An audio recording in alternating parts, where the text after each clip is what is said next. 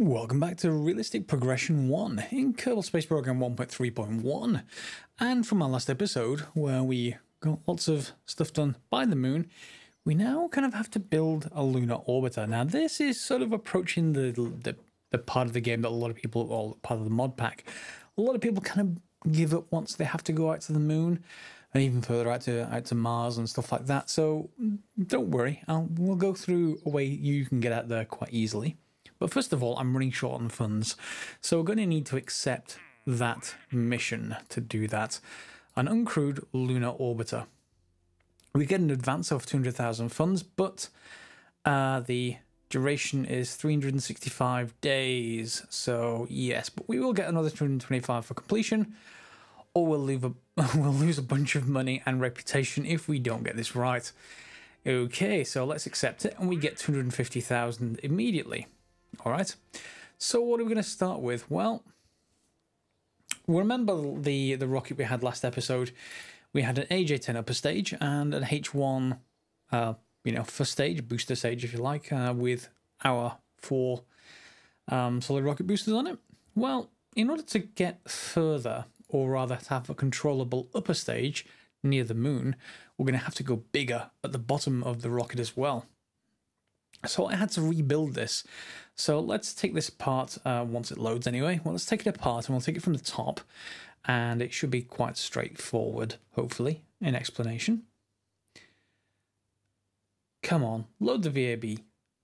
There we go. Okay, Delta V stats. You're still loading. Here we go. So just a much bigger rocket for it to load all the way up here. So we've got our top stage inside this fairing. Then we've got the next stage in. This is very much like our original AJ-10 upper stage. Then we've got a new middle stage. Then we've got our bottom stage and then our boosters as before.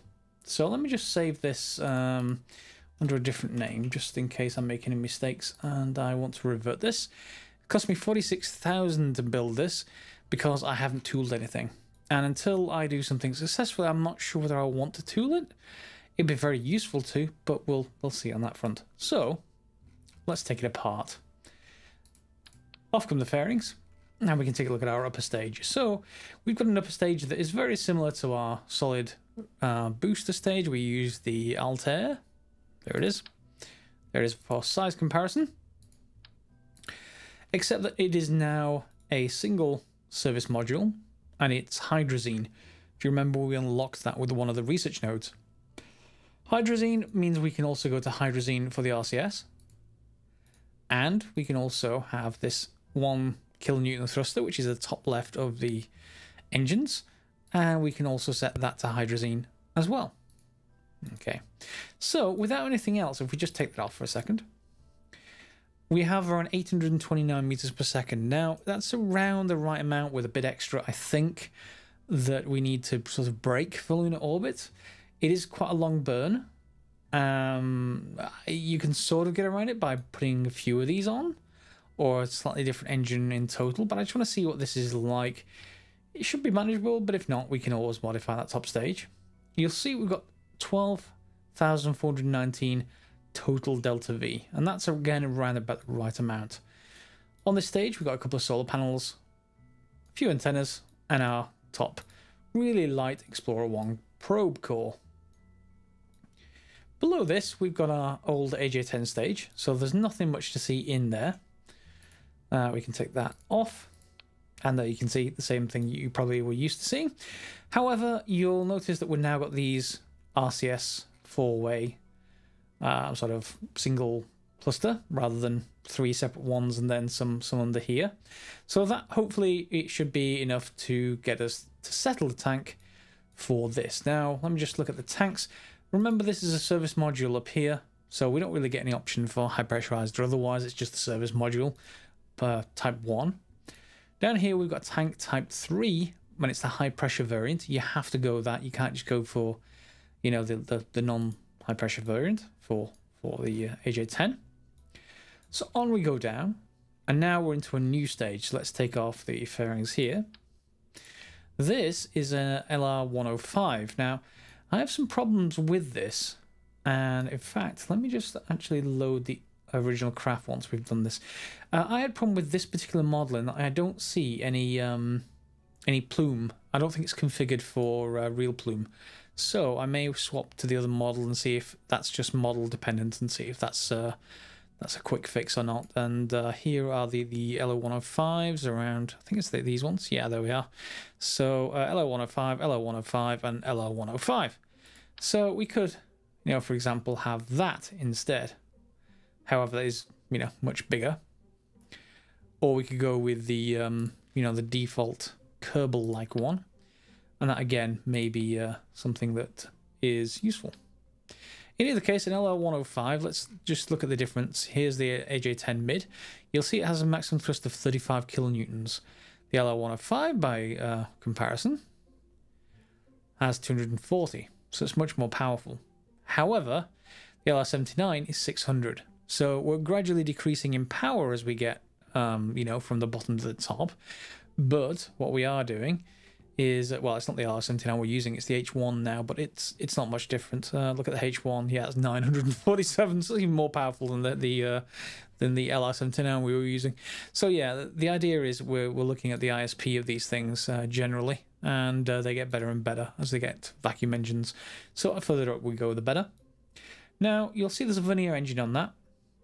Just like the bottom stage of our previous one, we could put 2 on it. I'm just saving a tiny bit of weight, but we should only need the 1. It's ascending, so we don't need as much authority to control. So I'm going to cut that down a little bit, and if that works, that works. Nathan Keller's done a previous tutorial just using one of those, so I thought I'd borrow that. Full credit to him for using a single vernier engine. It's probably a real life engine or something like that.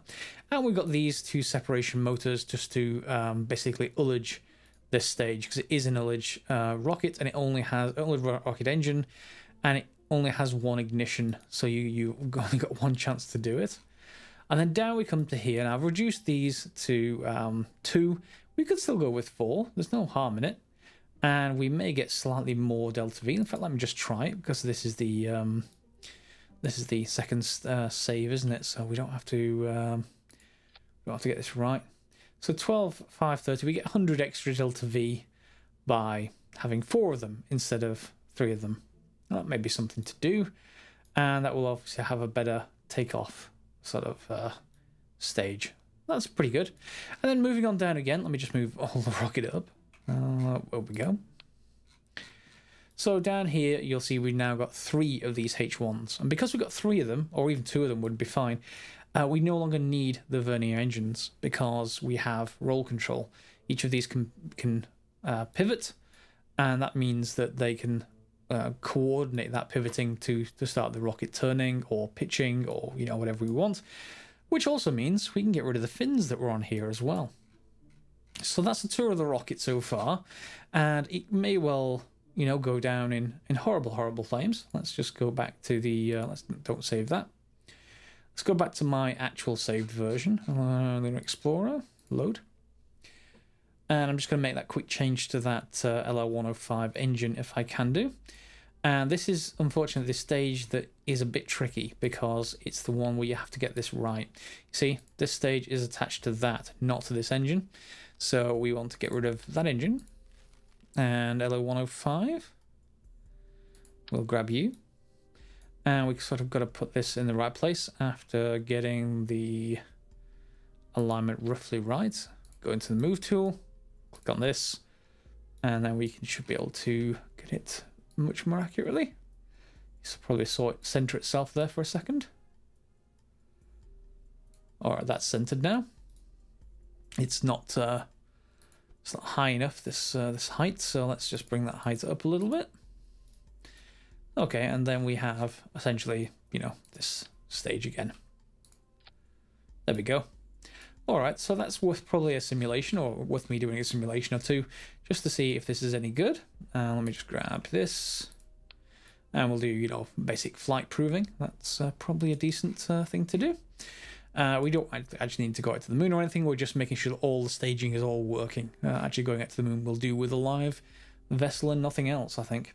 So in the staging here, we've got all of these 3 starting up, and they will have a delay. Once they've got to full thrust, we can then ignite both the solid rocket boosters and disengage the towers at the same time. Then next stage up, we'll be dropping the rocket boosters something like 1:10 in. Is that... yes, the other thing we're going to do, we're going to explain that in a second. What's happening here is, in fact, I'll explain it now. We have a mass limit down here. Let's just move that out of the way. 150 tons. So we can't fill this bottom tank in here because we just don't have the equipment to haul more than 150 tons all the way out there. So instead we can leave the tanks half full, haul it out there, and then fill them, because these towers and several towers in Realism Overhaul have the ability to pump fuel in. And indeed that's what SpaceX does. They have a, you know, they're refueling on the pad system, which is what that fast fire was that Elon Musk was talking about. Yeah, that was when they were trying to force fill the tanks with very, very cold fuel or oxidant, either one of the two. So, yeah, we'll refill the rest on the pad. And heading up here, what we may have to do is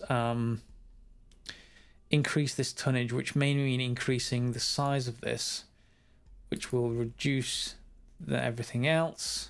Let me just bring these up so that you can see the full fuel. So 12,595, and we may have to make sure, for reasons of avionics, that this can handle it. So currently it only supports 126 tons, so we have to increase the length of this, and then we will 204 tons is the maximum.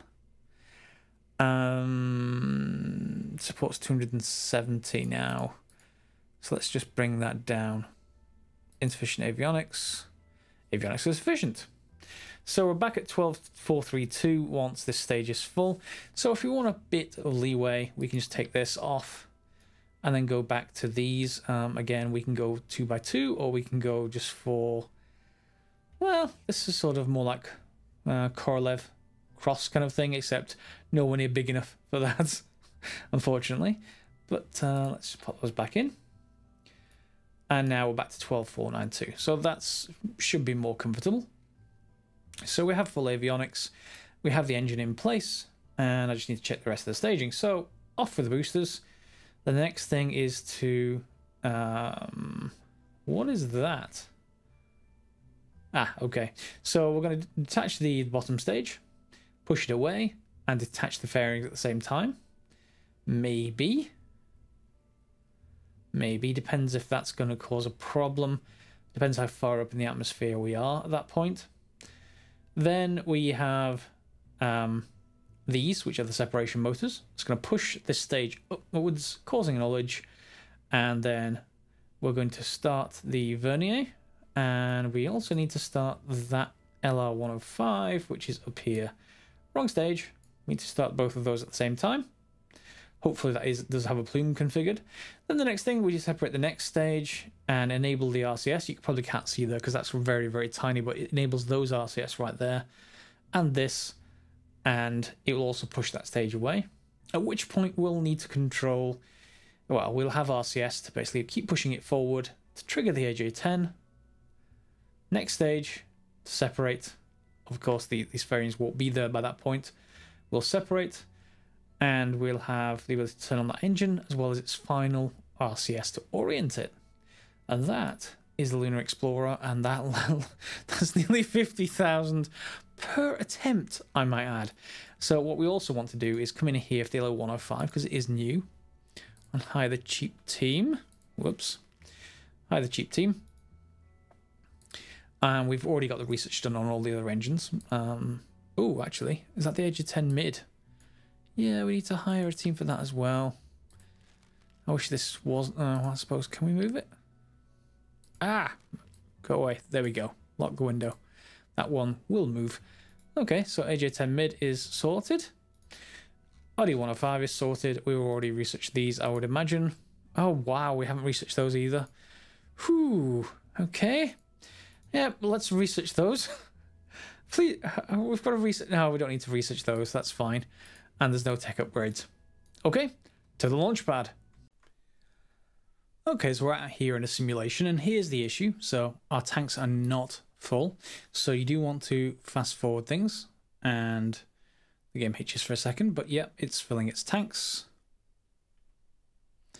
And the tanks are full now, so we can just get rid of that for a second. And then we can get ready for launch. So we have 13,376 on the launch pad, it seems. Is that? Sounds a little bit wrong. I thought we were at 1,200. We'll see if I'm misremembering. In any case, launch. Okay, so there are 3 engines. They're coming up. We can release, and there go our SRBs as well. And off we go off the pad. Much bigger rocket than we previously had. Not as big as we're going to be getting, of course. Three rockets at the bottom is going to be low compared to the later options for this. And in fact, I've not engaged the autopilot, which is very silly.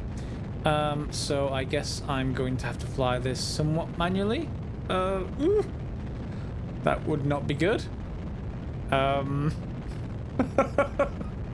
I don't like flying Realism Overhaul manually. I can do it, but it's just it needs so much management that yeah, things are not going to be good. So I may restart this in any case. So we're going to head over this way as you normally would expect, and our HTPB SRBs are going to be the first things to leave. There we go. Obviously, we've got an indication here of what we need to fly, but that's something else entirely. So up we go. We got 30 seconds left, and we can then ditch those SRBs. There's 4 of them, and I'm going to fast forward us to reasonably later in the flight. Once we get to the LR105 phase, is mainly the next point. And of course, by comparison to MechGem, I'm flying this terribly. I mean, look how bad this is.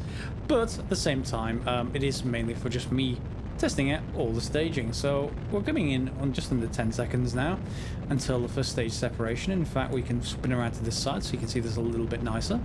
So our engine's about to die. Separation.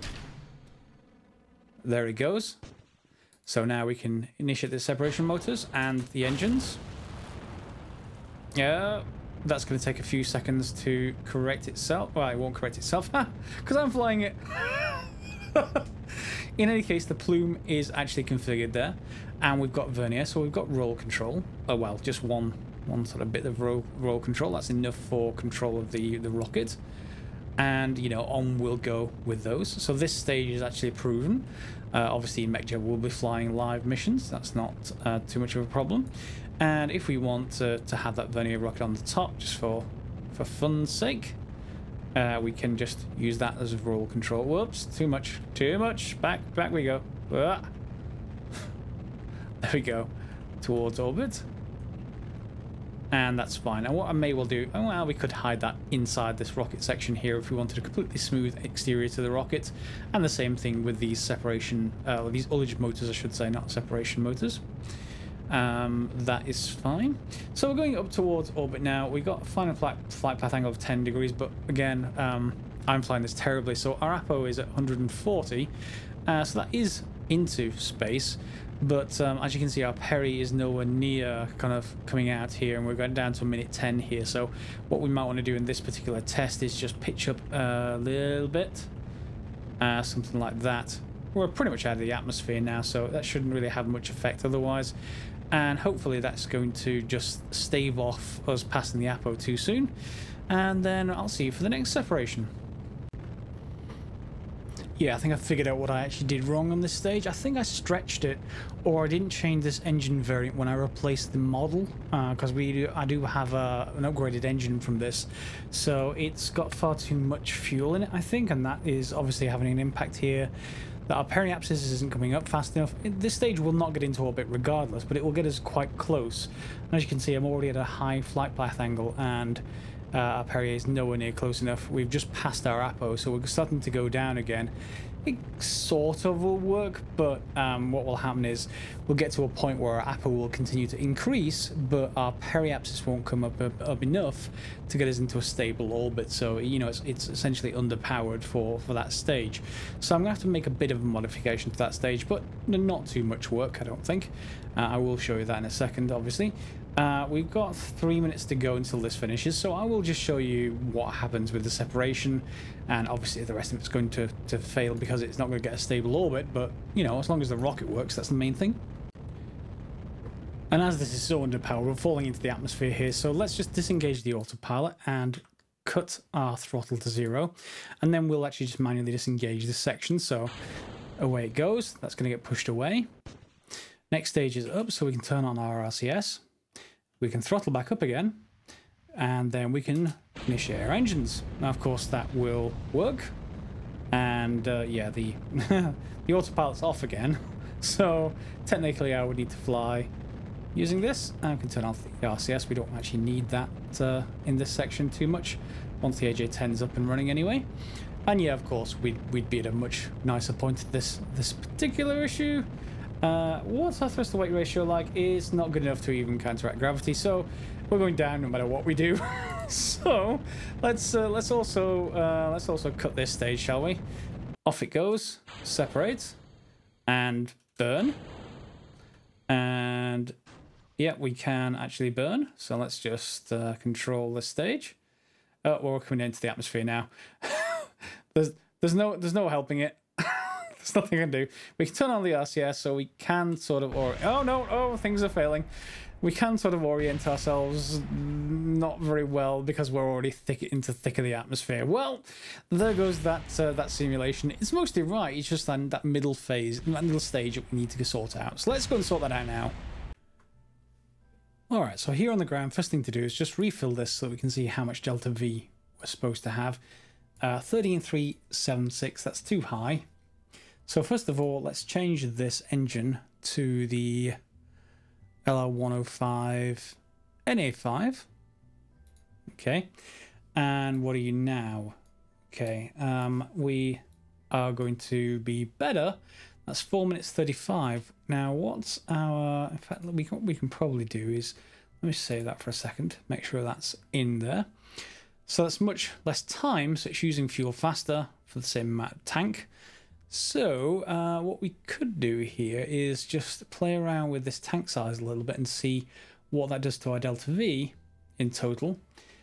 So if we bring this in, it's not reducing our delta V that much. And the main thing is it's less burn time. So what's the rated time for this LR105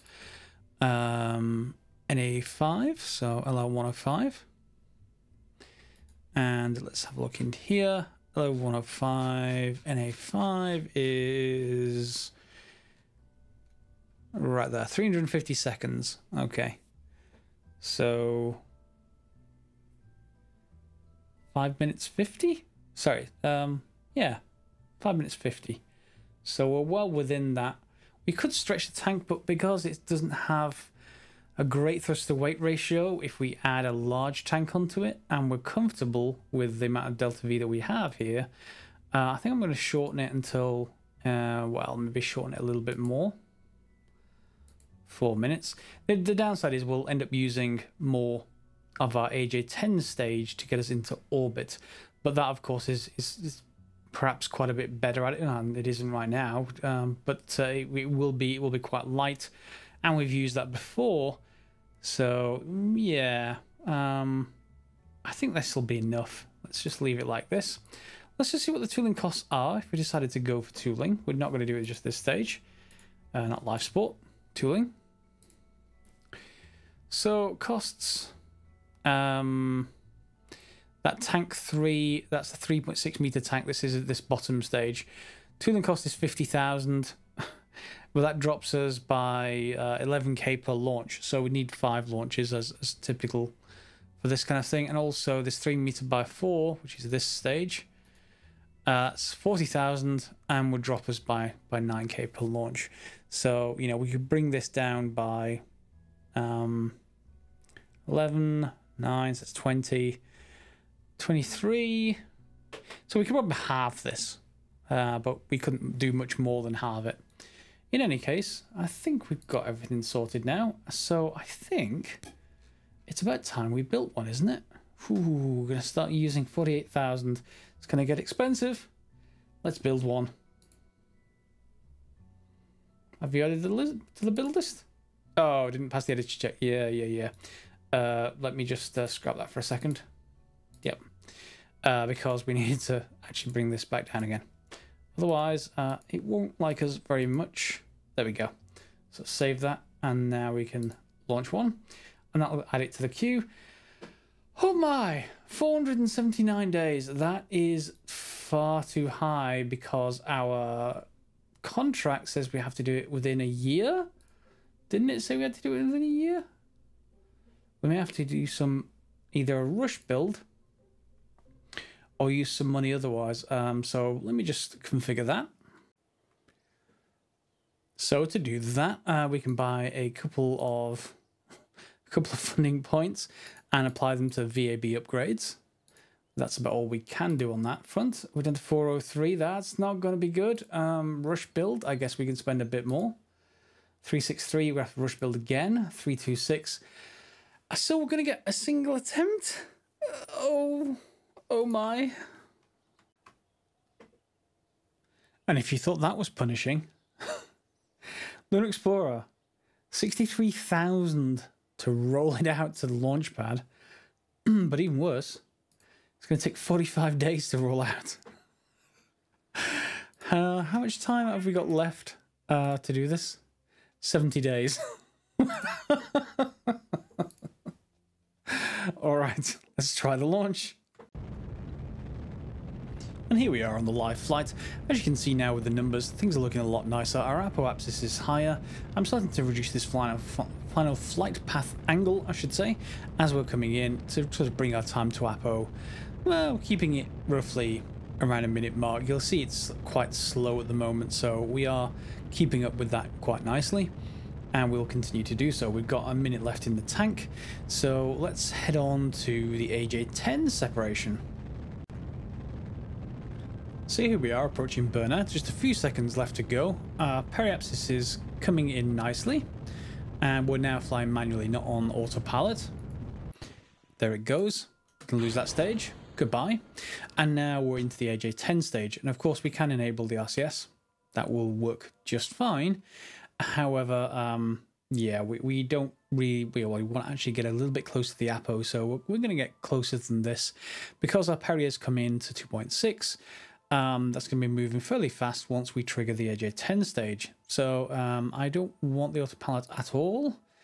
And in fact, I think I will just point prograde using Smart ASS.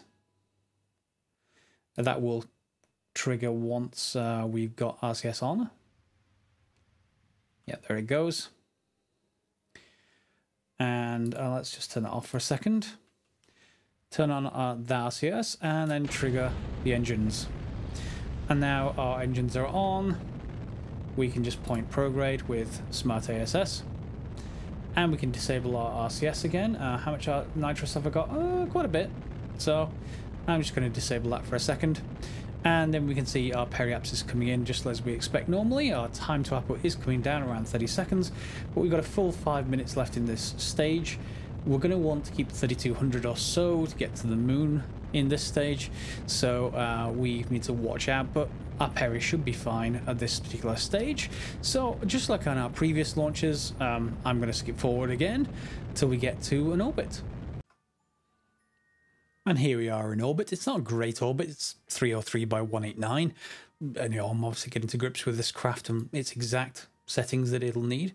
However, we've got a node now, and that node will take us out towards the moon, or at least close by the moon.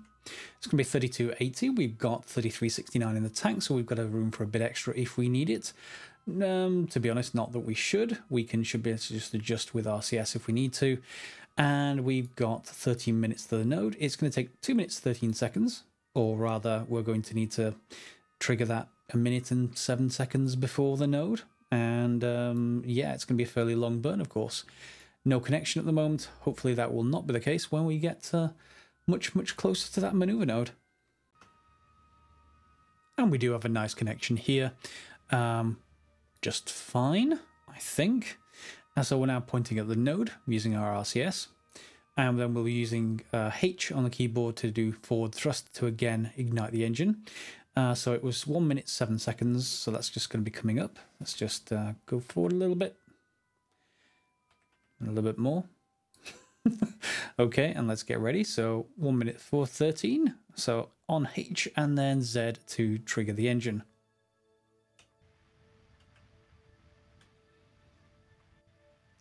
Really should be triggering the engine. There we go. Took it a second or two to trigger that. And now it's saying estimated burn is 5 minutes. That's not particularly good. That's not what I wanted. And we only have 2 minutes 50 in the tank, so yeah, I hope that's not accurate. But it really isn't tallying with what's in Delta V in MechJeb. So I will have to monitor this using the map, and we'll see how close this gets. The real question is, can I stop it dead on where I need to? Because I can't throttle it like in native, well, in vanilla KSP. So in it comes. Eek. And we can. All right. So we've got 6 seconds left in the tank. What I then want to do is just cancel this. So we know we're going to go past the moon now, and we're going to have control.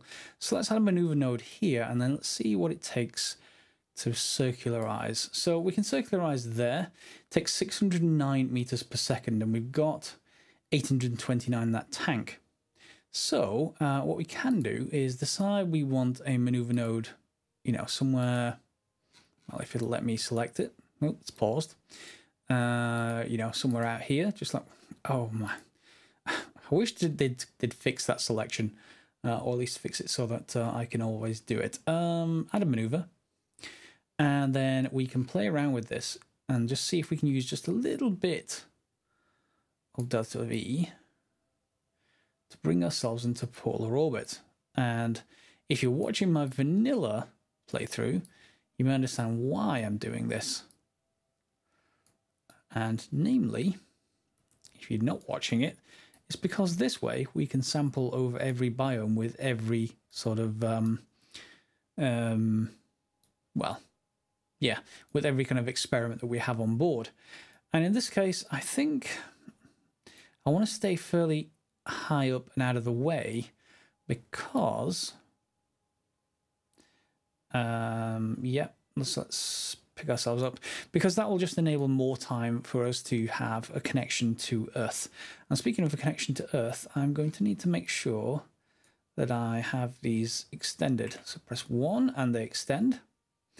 Good. We don't want to be without those antennas. That would not be good at all. So yeah, we have that maneuver node out there. So we have enough to do that maneuver and brake for orbit. So we can plot another maneuver here and then, you know, go retro.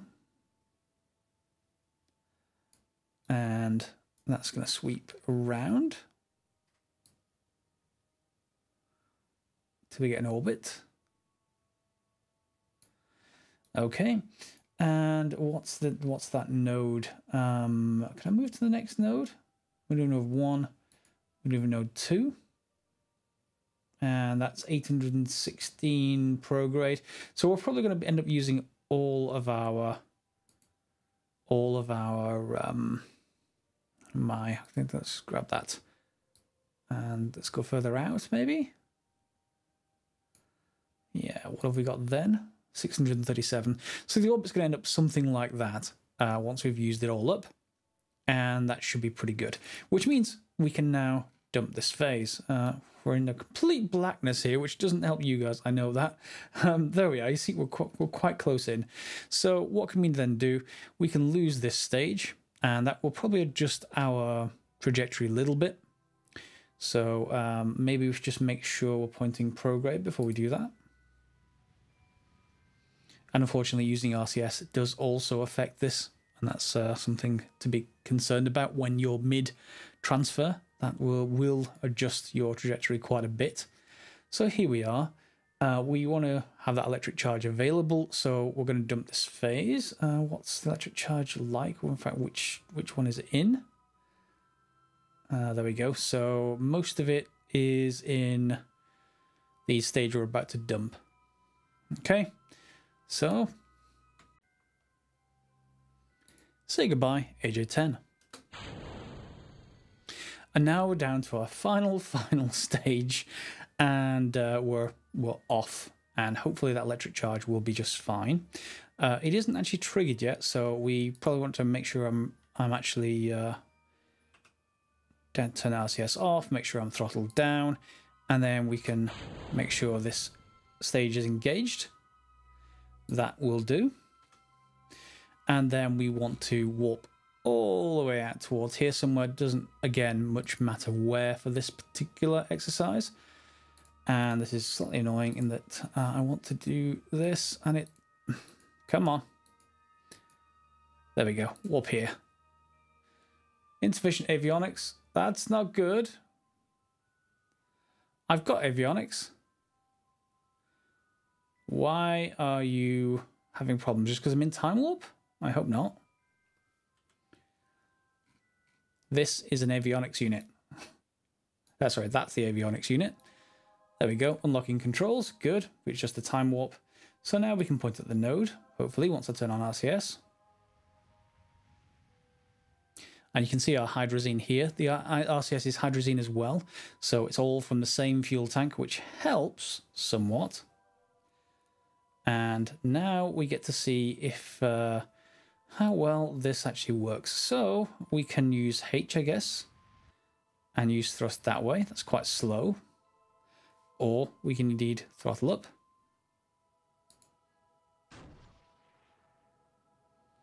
And that's somewhat faster. It's not as fast as other engines, but it, you know, it's getting there. It's getting there. So obviously you can see our hydrazine dropping. So we may want to be a bit careful with this. You know, we can stop anytime we want. It's not too terribly important. And that's dropping away. I want to make sure we keep at least, you know, 600 and something so we can enter an orbit.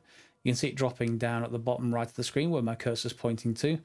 And to be honest, that's going to be fine. I'm going to wimp out there.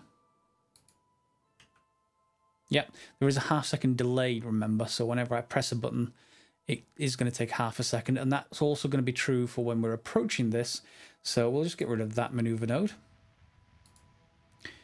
And it's going to point us at the next maneuver node, which will be eventually just retrograde, essentially.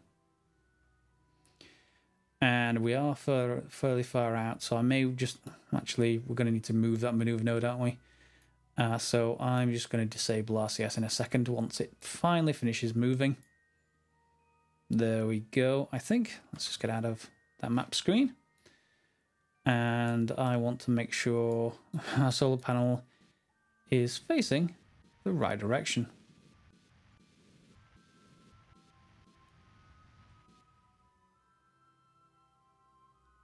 Okay, off. There we go. And everything's set up. Well, I'll figure out the node later. Let's just actually get rid of that for a second.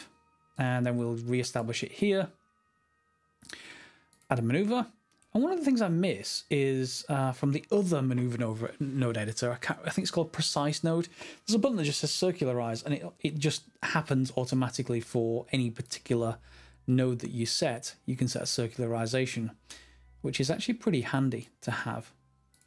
So there we are, 623, we've got 715, so that doesn't matter too much, and our node will be here. So let's just bring ourselves outward, and we're going to head to that point-ish, and get ready for the next maneuver.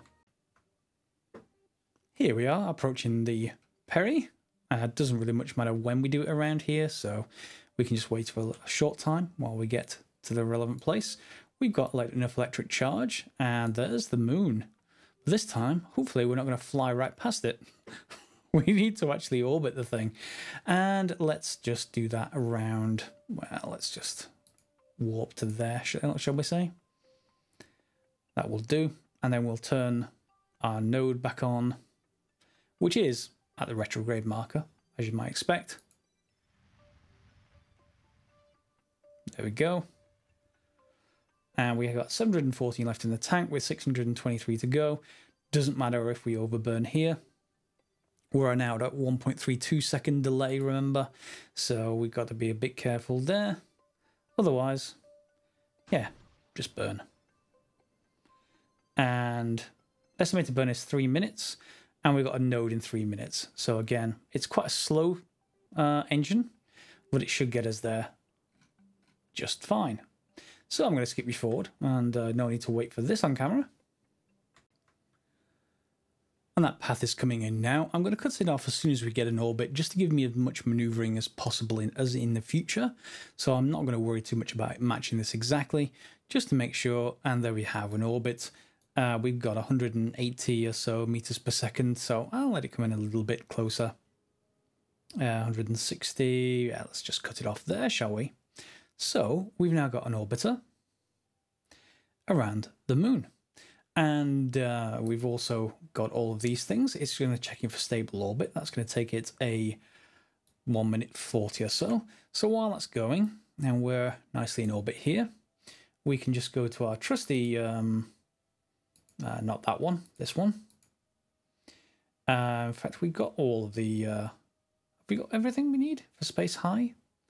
Yeah, so we can just choose an experiment at this point. I can obviously get space low by waiting until we're out at the furthest point and then just using up the delta V to get low on the other side. But for here, we can just log any piece of science we like, I think, and transmit it. There it goes. So anything from around the moon will be fine.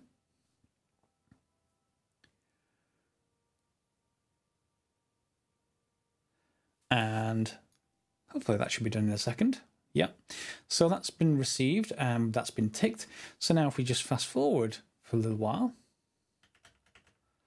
and achieve lunar orbit and receive data, mission's done, and we get money. We get enough money to keep surviving. 265,000 now. Yeah, it's enough to keep surviving, but this craft is incredibly expensive to launch for that amount of money that we have. It's on something like 110,000 because there's no tooling and because it costs 65,000 to roll out regardless of what we do with tooling. So yes, we're going to need to get a lot more money from the contracts to be able to afford to do this over and over. However, we have this nice craft out here, and this does mean before I leave it behind, I'm just going to rotate it and then use this to kill rotation once we've got our solar panels facing the sun. And around it goes. And that should do just about fine there, I think.